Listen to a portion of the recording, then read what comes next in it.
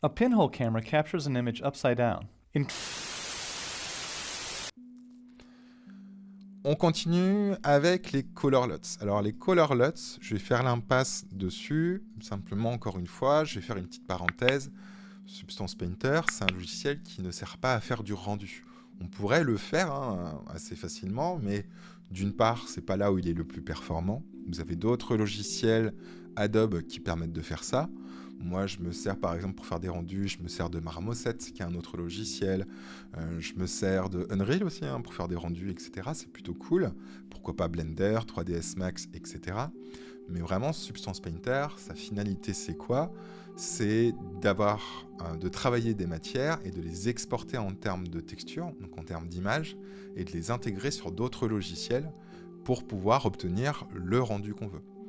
Donc, si je commence à trafiquer l'affichage des couleurs de Substance Painter, finalement, l'aperçu que j'aurai de ma matière, il sera faussé. Il sera faussé pourquoi? Parce que j'ai trop modifié l'affichage de mon Substance Painter. Donc du coup, le résultat que j'aurai dans Substance Painter sera extrêmement différent de ce que j'aurai sur mon autre logiciel.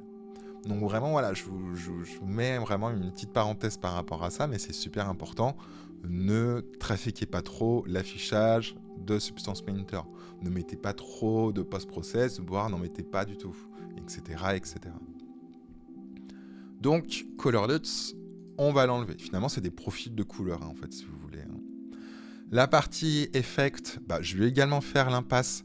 Non pas que c'est comme les Color LUTs, ça va modifier mon affichage et du coup tronquer l'aperçu que j'aurai.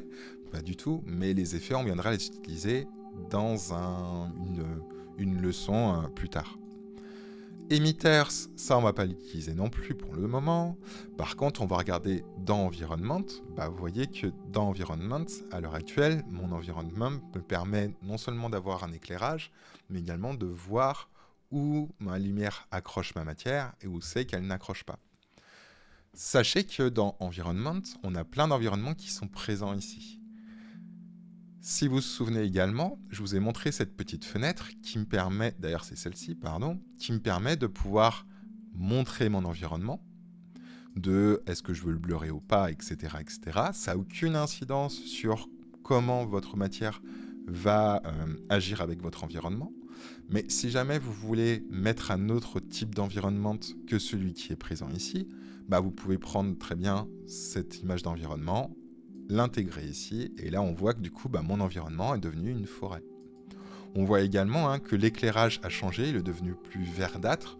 Pourquoi? C'est parce que, encore une fois, c'est mon environnement qui va m'éclairer mon objet, ma scène, etc., etc.